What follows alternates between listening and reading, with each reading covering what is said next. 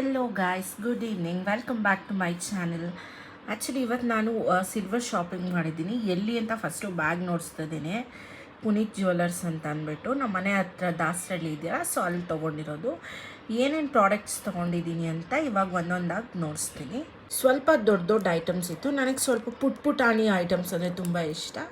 So ಅದಕ್ಕೋಸ್ಕರ ಪುಟಾಣಿ items daily ಪೂಜೆಗೋಸ್ಕರ ತೊಗೊಂಬಂದಿದ್ದೀನಿ. ಬೆಳ್ಳಿ ತೆಂಗಿನಕಾಯಿ ರಿಮೂವಬಲ್ಲು, ಇದು ಕ್ಯಾಪ್ ಓಪನ್ ಮಾಡೋ ಥರ. ಸೊ ಇದನ್ನು ನಾನು ಒಂದು ಕೈಯಲ್ಲಿ ಫೋನ್ ಇಟ್ಕೊಂಡು ಒಂದು ಕೈಯಲ್ಲಿ ವೀಡಿಯೋ ಮಾಡ್ತೀನಿ. ಸ್ವಲ್ಪ ಅದಕ್ಕೆ ಕಷ್ಟ ಅನ್ನಿಸ್ತಿದೆ, ಇಲ್ಲಾಂದರೆ ಈ ಥರ. ನೆಕ್ಸ್ಟ್ ನೋಡಿಸ್ತೀನಿ ತೆಂಗಿನಕಾಯಿ ಯಾವ ಥರ ಪ್ಲೇಸ್ ಮಾಡೋದು ಅಂತ ಕೂಡ.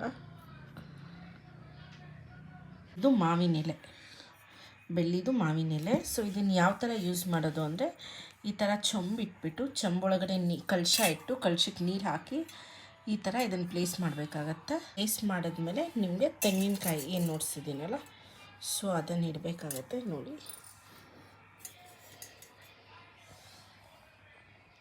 ಈ ಥರ ಇರುತ್ತೆ. ಅದೆಲ್ಲ ಬಂದು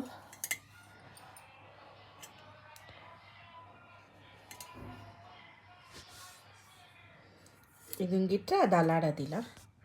ಇದು ಬೆಳ್ಳಿ ತಟ್ಟೆ, ದೊಡ್ಡದಿತ್ತು, ನನಗೆ ಡೈಲಿ ಯೂಸ್ಗೆ ಅಂತ ತೊಗೊಂಡಿದ್ದು. ಫಿನಿಶಿಂಗ್ ತುಂಬ ಚೆನ್ನಾಗಿದೆ, ನೀವು ನೋಡ್ಬೋದು.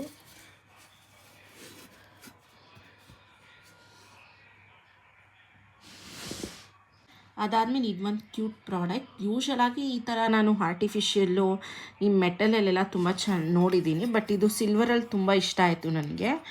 ಈ ಥರ ಸ್ಟ್ಯಾಂಡ್ ಇರೋದ್ರಿಂದ ಈವನ್ ನನ್ನ ಮಗಳು ಕೂಡ ಅರ್ಶಿನ ಕುಂಕುಮ ಕೊಡೋದಕ್ಕೆಲ್ಲ ತುಂಬ ಚೆನ್ನಾಗಿರುತ್ತೆ. ಹ್ಯಾಂಡಿ ಆಗಿತ್ತು ಮತ್ತು ನೋಡೋಕ್ಕೂ ತುಂಬ ಕ್ಯೂಟ್ ಅನ್ನಿಸ್ತು ನನಗೆ.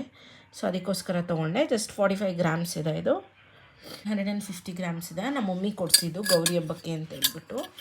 ಆ್ಯಕ್ಚುಲಿ ಇದೆಲ್ಲ ತೊಗೊಳ್ಳೋ ಪ್ಲ್ಯಾನ್ಸ್ ಇರಲಿಲ್ಲ. ನಮ್ಮ ಮಮ್ಮಿ ದೀಪ ಕೊಡಿಸ್ತೀನಿ ಬಾ, ಗೌರಿ ಹಬ್ಬಕ್ಕೆ ಸ್ಯಾರಿ ಕೊಡಿಸೋ ಬದಲು ದೀಪ ಕೊಡಿಸ್ತೀನಿ ಅಂತ ಕರೆದ್ರು. ಸರಿ ಅಂತ ಹೋಗಿದ್ದಕ್ಕೆ ಅವ್ರು ದೀಪ ಕೊಡಿಸಿದ್ರು. ಹಂಗೆ ನಾನು ಅದನ್ನೆಲ್ಲ ನೋಡಿ ಇಷ್ಟ ಆಯಿತು ಅಂತ ತೊಗೊಂಡೆ.